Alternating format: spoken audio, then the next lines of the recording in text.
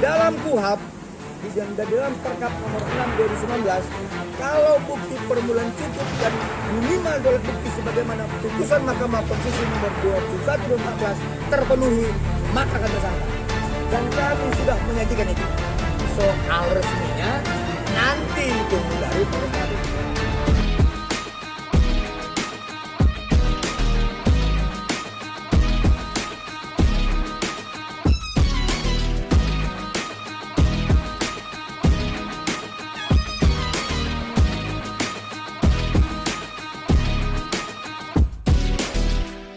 Teman media ya, saya belum bisa sampaikan bahwa apakah Doktif atau inisial Dr. S sudah ditetapkan menjadi tersangka atau belum, karena SP2HP ya secara resmi dari pihak penyidik Polrestabes Medan belum kami terima ya, tetapi yang dapat kami sampaikan adalah bahwa SP2HP ya, disampaikan kepada kami terakhir tentang telah dilakukannya pemeriksaan terhadap inisial Dr. S, kemudian akan segera dilaksanakan gelar perkara untuk kemudian ditetapkan tersangka atau tidaknya ya. Yang pasti kita menunggu dari pihak penyidik Polrestabes Medan melalui pemberitahuan resminya. Tetapi ya, kami dari kuasa hukum Dr. Andreas Henry Stungkir merasa yakin ya, dengan bukti permulaan yang cukup, dengan keterangan-keterangan yang kami berikan, bahwa kami yakin dalam waktu dekat inisial Dr. S akan menjadi tersangka. Demikian. Lagi? Berarti ini sudah gelar perkara gitu Pak ya?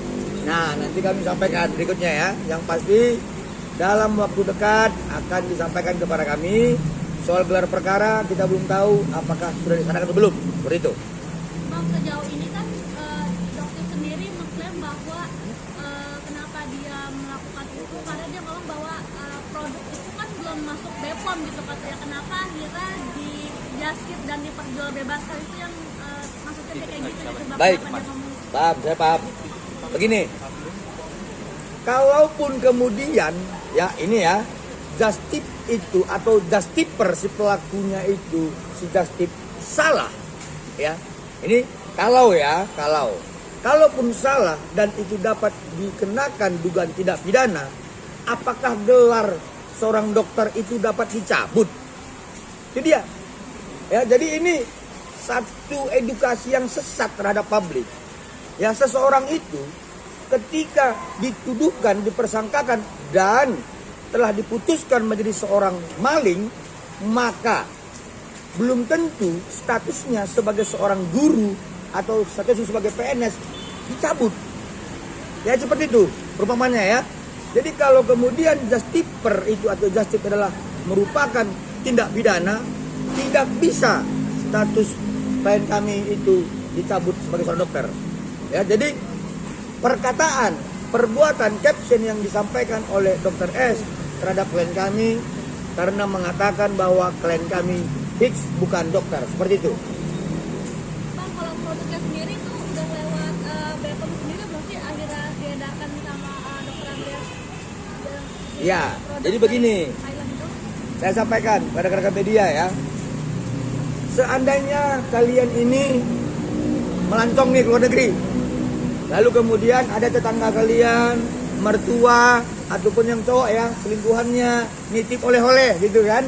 Nah pertanyaannya, apakah oleh-oleh itu harus mendapatkan izin resmi? Seperti itu ya. Apakah oleh-oleh yang kalian bawa dari luar negeri harus mendapat izin resmi? Kan enggak kan? Nah contoh, Dr. Andreas klien kami itu ketika dia ke Bangkok kemudian dia membawa titipan, itu kan tidak harus mendapatkan izin ya, seperti itu. Nah artinya istilah BPOM Bangkok itu akan sebutan daripada si dokter itu sendiri ya, seperti itu. Tapi dia merasa bahwa kan seharusnya dokter nih, maksudnya tidak memperhatikan acuan-acuan seperti itu gitu Bang. Nah kalau begitu sebagai seorang yang katanya bahwa dia paham hukum, silakan laporkan klien kami. Seperti itu. Jadi jangan suap-suapnya di media sosial, ya, membangun opini, menyudutkan, menyalahkan dan sebagainya. Silahkan laporkan klien kami bahwa dia telah melakukan tindak pidana. Kami tunggu. Artinya siap gitu ya Bang? Siap dong. Tapi sampai sekarang nggak dilapor-laporin.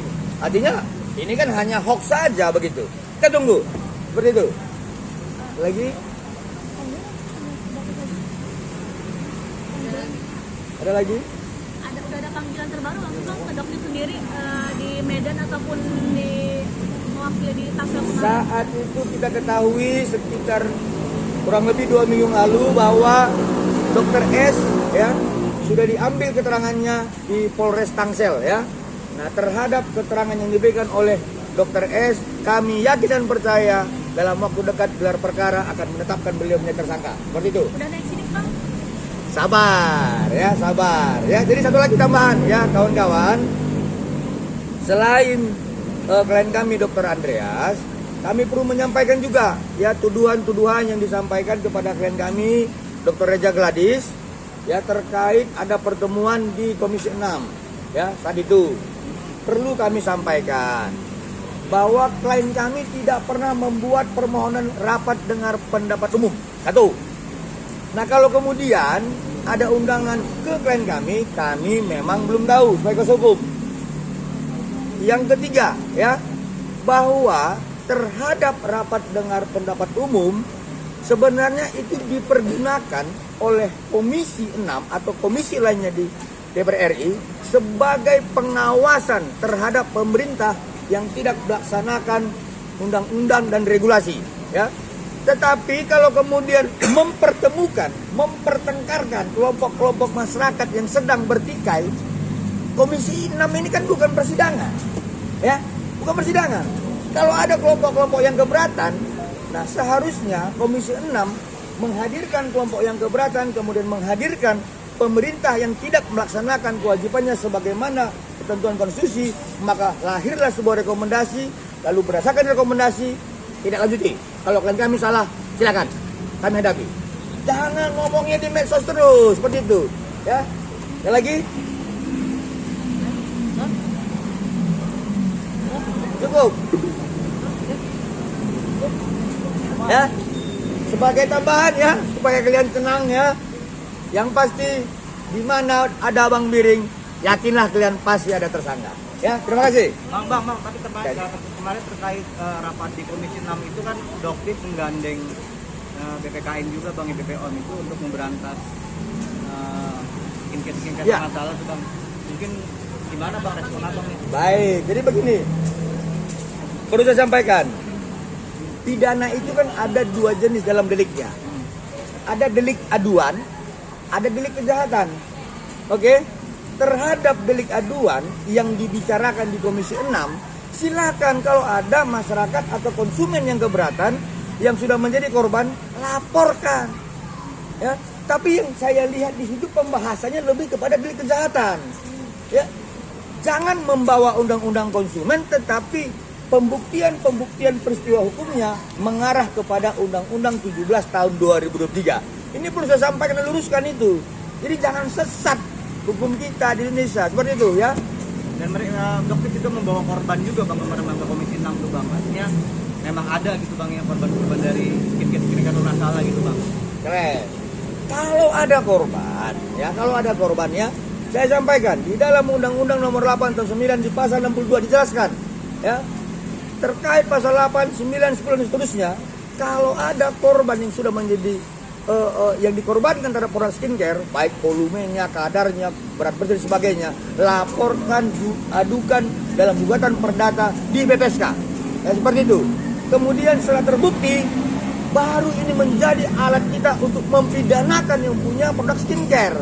Bukan ngelaporinya ke Komisi 6. Tapi kalau kemudian sudah membuat aduan gugatan perdata di BPSK, lalu kemudian pemerintah dalam hal ini BPSK tidak menindaklanjuti, Komisi 6 bertindak seperti itu. Ini belum apa-apa laporan kok di Komisi 6. Kan aneh gitu seperti itu ya. Oke, ada lagi? DPR kan mengindikasikan akan menseriusin bang kasus skincare nih.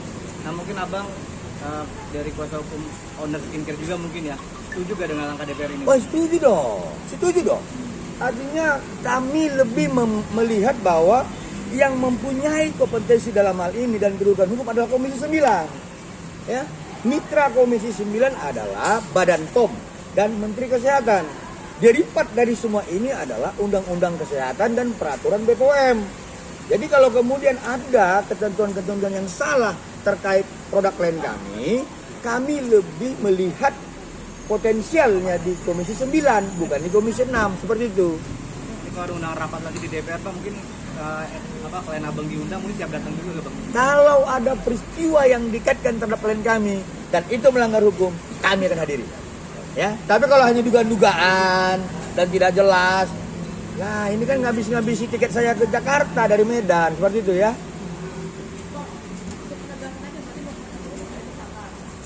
Penegasan aja bang, Ya. berapa persen dokter X jadi tersangka bang? Oke, ya. Penegasan aja bang. Penegasan ya. Ya. Saya sampaikan dalam KUHAP. Ya, ini kan kalian tanya advokat nih ya. Kalian bukan tanya orang-orang yang ormas-ormasan ya, advokat ya. Di dalam KUHAP, di dalam Perkap nomor 6 2019, kalau bukti permulaan cukup dan minimal dua alat bukti sebagaimana putusan Mahkamah Konstitusi nomor 21 2014 terpenuhi, maka akan tersangka. Dan kami sudah menyajikan itu. Soal resminya nanti tunggu dari Polrestabes Medan.